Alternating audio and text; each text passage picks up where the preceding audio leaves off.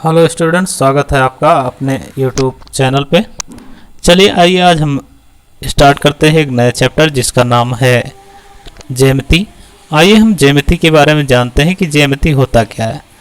अगर हम बात करें ज्यामिति की तो ज्यामिति हमारी ज्या और मिति से मिलकर बनी होती है, जिसमें अगर ज्या का अर्थ देखें तो ज्या का मतलब होता है वक्राकार और मिति जो होती है इस मिति का अर्थ होता है मापना। तो हम कह सकते हैं कि वक्राकार आकृतियों को मापना ही क्या कहलाता है, ज्यामिति कहलाता है। तो जितनी भी वक्राकार आकृति रहेगी उसको अगर हम मापेंगे, चाहे वो वृत्त हो, चाहे त्रिभुज हो, चाहे रेखा एवं कोण हो, ये सब हमारे जितने भी होंगे ये सब क्या कहलाएंगे, ज्यामिति कहलाएंगे। क्यों? क्योंकि ये वक्राकार रेखाओं से मिलकर बने हुए होंगे।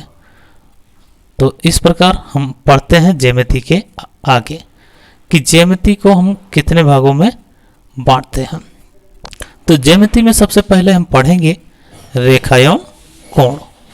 सबसे पहले हम पढ़ेंगे रेखा एवं कोण मतलब लाइंस एंड एंगल्स। इसमें हम पढ़ लेंगे रेखाओं और कोणों के बारे में। फिर उसके बाद पढ़ेंगे हम त्रिभुज। त्रिभुज मतलब ट्रायंगल कि त्रिभुज में कितनी भुजाएं होती हैं, कितने कोण होते हैं, इन सब के बारे में हम पढ़ लेंगे त्रिभुज में।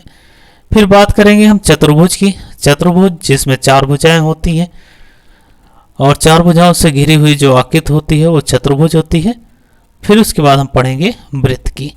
और अगर वृत्त देखा जाए तो वृत्त आप लोगों ने 9th और हाई स्कूल में भी पढ़ा था और यहाँ से कई क्वेश्चन आते हैं और यहाँ से कई थ्योरम्स भी हैं वृत्त पे जो कि बहुत ही इम्पॉर्टेंट है। तो फिर अगला हम पढ़ेंगे प्रिज्म और प्रिज्म पढ़ने के बाद हम पढ़ेंगे पिरामिड। फिर चलिए स्टार्ट करते हैं एक एक टॉपिक को धीरे धीरे करके और सरलता से पढ़ते जाते हैं और उस पर जो बेस्ड क्वेश्चन है उनको भी हम देखते जाते हैं ताकि उसको हम सरलता से पेपर में सॉल्व कर सकें। तो आइए हम स्टार्ट करते हैं। सबसे पहले पहला चैप्टर जिसका नाम है रेखा एवं कोण, और ये आपको क्लास 9th में भी मिल जाएगा, लाइंस एंड एंगल्स। तो लाइंस और एंगल्स पढ़ने से पहले हमें कुछ छोटे छोटे बिंदुओं पर ध्यान देना पड़ेगा कि वो छोटे छोटे बिंदु क्या हैं। अगर छोटे छोटे बिंदुओं की बात करें, छोटे छोटे टॉपिकों की बात करें तो इसमें हमें सबसे छोटा टॉपिक, सबसे पहला बिंदु पढ़ना पड़ेगा बिंदु मतलब पॉइंट, कि पॉइंट किसे कहते हैं। पॉइंट का मतलब होता है कि अगर हम कोई पेंसिल ले लें या पेन ले लें उसके द्वारा बारीक सा एक चिन्ह लगा दें, पेंसिल या पेन द्वारा लगाया गया एक बारीक सा चिन्ह को हम क्या कहेंगे, बिंदु कहेंगे। ना तो इसकी लंबाई होगी और ना ही मोटाई होगी और ना ही चौड़ाई। तो हम कह सकते हैं किसी पेंसिल या पेन द्वारा लगाया गया एक बारीक सा चिन्ह जिसकी ना तो लंबाई हो और ना ही चौड़ाई हो और ना मोटाई हो, उसे क्या कहते हैं, बिंदु कहते हैं। और फिर इस बिंदु के बाद हम चलते हैं आगे और जानते हैं कि रेखा किसे कहते हैं। तो अगर रेखा के बारे में जाना जाए तो हम लोग जानते हैं कि अगर हम ढेर सारे बिंदुओं को मिला दें तो एक रेखा का निर्माण होता है और ये रेखा जो होती है उन बिंदुओं का समूह होता है और इसको हम दोनों तरफ, दोनों दिशाओं में अपरिमित रूप से बढ़ा सकते हैं। तो हम कह सकते हैं कि बिंदुओं के समूह को हम रेखा कहते हैं और इसको किसी भी दिशा में अपरिमित रूप से बढ़ा सकते हैं। जैसे कि इसका नाम अगर हम ए बी दे दें तो यहाँ से इसको रिप्रेजेंट करेंगे ए बी, उसके ऊपर तीर का निशान लगा देंगे, दोनों तरफ एरो बना रहेगा, इसे हम कहेंगे रेखा। फिर उसके बाद हम जानते हैं अगला पॉइंट कि अगला क्या पढ़ेंगे। तो आइए हम आगे पढ़ लेते हैं। अब इसके बाद हम पढ़ लेते हैं रेखाखंड के बारे में कि रेखाखंड क्या होता है। रेखाखंड पढ़ने के लिए हम एक लाइन खींच लेंगे। सबसे पहले एक स्ट्रेट लाइन खींचेंगे और ये जो स्ट्रेट लाइन होगी उसको हम क्या करेंगे, दो बिंदुओं से कट कर देंगे।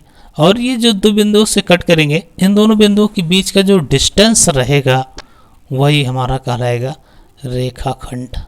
तो कह सकते हैं एक लाइन को अगर हम दो बिंदुओं से कट करते हैं तो उन दोनों बिंदुओं के बीच का जो डिस्टेंस होता है वही कहलाता है रेखाखंड। इसको ए बी के ऊपर एक लाइन खींच के प्रेजेंट करते हैं। आइए फिर इसके बाद हम पढ़ते हैं अगला टॉपिक। इसके बाद हम क्या पढ़ लें, रेखाखंड पढ़ चुके हैं, बिंदु पढ़ चुके हैं, रेखा पढ़ चुके हैं। फिर उसके बाद हम देखते हैं आगे। चलिए आगे पढ़ते हैं हम।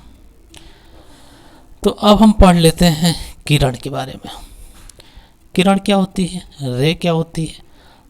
अगर हम कोई भी किरण खींचें, हम लोग जैसे टार्च देखते हैं, टार्च में देखते हैं रोशनी एक जगह से निकलती है और अनंत दूरी तक जाती है।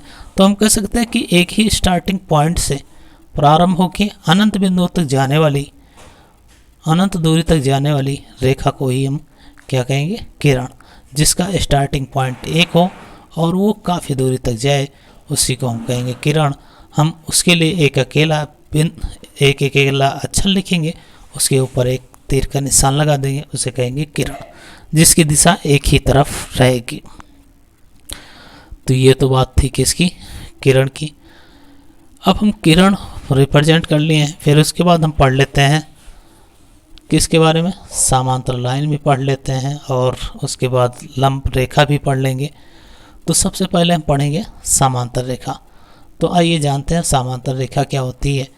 हम लोग जानते हैं कि अगर दो लाइन को एक ही दिशा में खींचा जाए, मतलब दो लाइन ले लेंगे और उन दोनों लाइनों को हम क्या करेंगे, एक ही दिशा में खींचेंगे, लेकिन उनके बीच का जो डिस्टेंस होना चाहिए वो इक्वल होना चाहिए सभी स्थानों पे।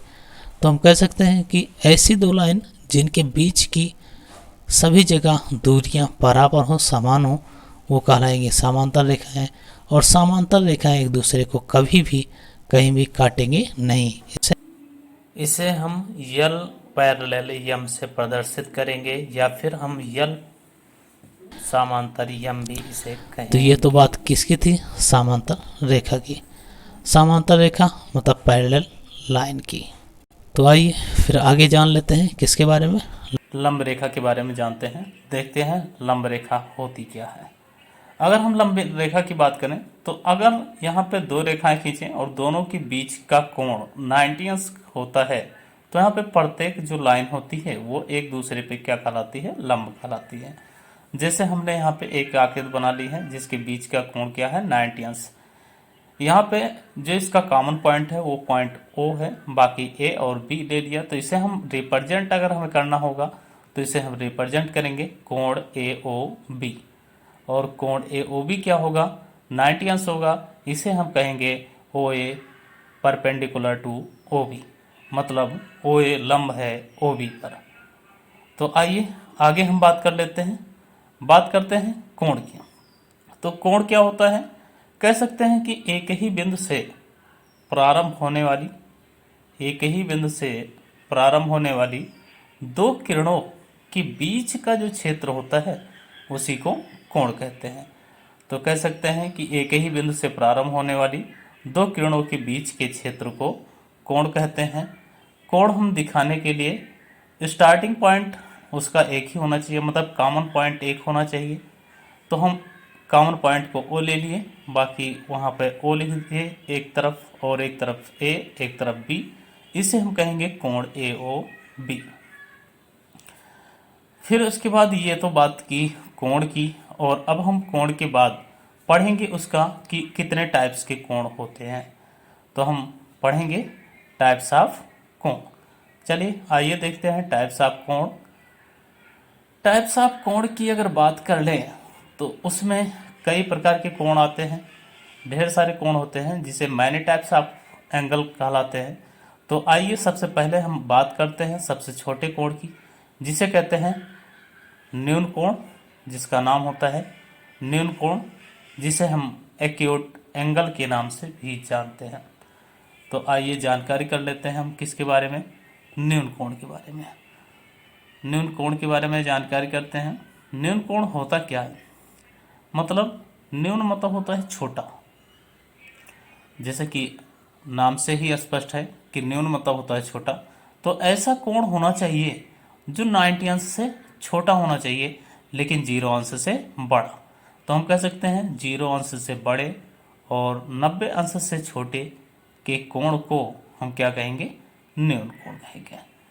तो हमेशा जो 0 और 90 के बीच में कोई भी कोण होता है, चाहे वो 30 अंश का हो या 60 अंश का हो या 45 अंश का हो या 75 अंश का हो, ये सभी कोण क्या कहलाएंगे?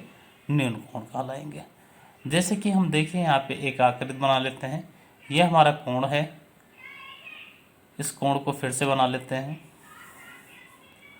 देखते हैं यहाँ पे ये हमने बनाया कोण, और ये मान लेते हैं कितने अंश का कोण है?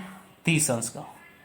और इसको कुछ नाम भी दे देते हैं, नाम दे दिए AOB। तो यहाँ से कोण AOB क्या हो गया?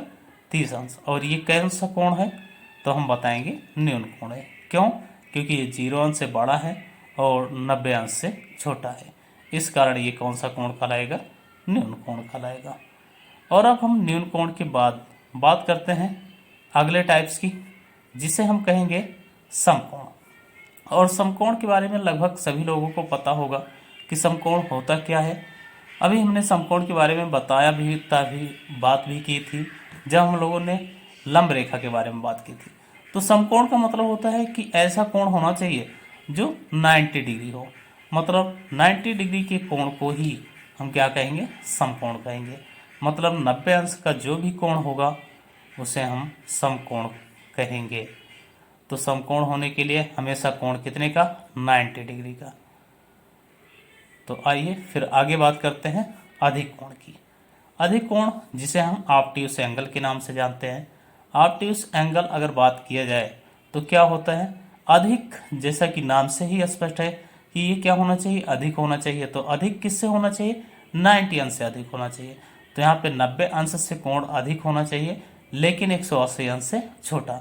तो ऐसा कोण जो 90 अंश से अधिक होता है और 180 अंश से छोटा होता है, ऐसे कोण को हम कहते हैं अधिक कोण। तो अधिक कोण हम बना लेते हैं। यहाँ पे देखिए, जैसे हमने एक कोण बना लिया, मान लेते ये कितने का है? 120 डिग्री का।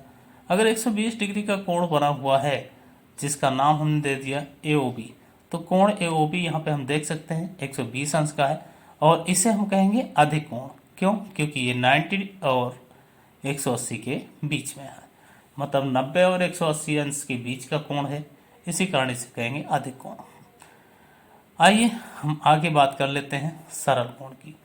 सरल कोण या फिर इसे रिज कोण भी कहते हैं। स्ट्रेट एंगल के नाम से भी इसको जाना जाता है। तो स्ट्रेट एंगल क्या होता है? सरल कोण क्या होता है? सरल कोण के लिए हम क्या करते हैं? एक सीधी सी लाइन खींच लेते हैं। एक सीधी सी लाइन खींचेंगे और इस सीधी सी लाइन पे एक एंगल बना देंगे जो कि कितने का होगा? 180 का। मतलब 180 अंश का जो कोण होगा उसी को ही हम क्या कहेंगे? सरल कोण कहेंगे। और सरल कोण हमेशा एक सीधी रेखा होती है और उस पे जो कोण बनता है सीधी रेखा पे, वो कहलाता है 180 अंश। तो अब हम सरल कोण के बाद बात करते हैं अगले कोण की। तो आइए हम अगले कोण की बात कर लेते हैं। अगला कोण क्या होगा? अगला कोण होगा हमारा बृहत कोण। अगला कोण क्या होगा? बृहत कोण, जिसे हम रिफ्लेक्स एंगल के नाम से जानते हैं। बृहत कोण जिसे हम क्या करते हैं? Reflex angle. रिफ्लेक्स एंगल जैसे कि नाम से ही स्पष्ट होता है, रिफ्लेक्स हो रहा है, मतलब कि 180 अंश से ज़्यादा। रिफ्लेक्स तभी होगा जब उसका प्रतिवर्ती हो जाए। प्रतिवर्ती का मतलब 180 अंश से ज़्यादा हो जाए और 360 से कम, तो इसे हम बृहत कोण भी कहेंगे और प्रतिवर्ती कोण भी कहेंगे। तो 180 अंश से ज़्यादा के कोण को हम क्या कहेंगे? बृहत कोण कहेंगे। इसको रिप्रेजेंट कर लेते हैं। जैसे हमने एक कोण बना लिया, मान लेते हैं ये कितने का है? 250 का, मतलब 250 डिग्री का। अगर मान लीजिए हमने 250 डिग्री का ये कोण बना लिया, तो कोण AOB जो हमें दिखाई पड़ रहा है, यह है बृहत कोण या फिर प्रतिवर्ती कोण या फिर रिफ्लेक्स एंगल कहलाता है। तो आइए फिर इसके बाद हम बात कर लेते हैं सबसे बड़े कोण की, जिसका नाम होता है समपूर्ण कोण। तो आइए हम बात करते हैं किसकी? समपूर्ण कोण की। समपूर्ण कोण मतलब कंप्लीट एंगल की। तो यहाँ पे कंप्लीट एंगल मतलब होता है कि पूरा का पूरा कोण। पूरा कोण कैसे बन सकता है? जब कहीं पे एक रेखा पे कोई सर्किल सा बन जाए, मतलब संपूर्ण उसका ले लीजिए पूरा भाग, तो वो कहलाएगा हमारा संपूर्ण कोण। संपूर्ण कोण जो होता है वो 360 डिग्री का होता है। तो जो 360 डिग्री का कोई भी कोण होगा उसे हम क्या कहेंगे, संपूर्ण कोण के नाम से जानेंगे।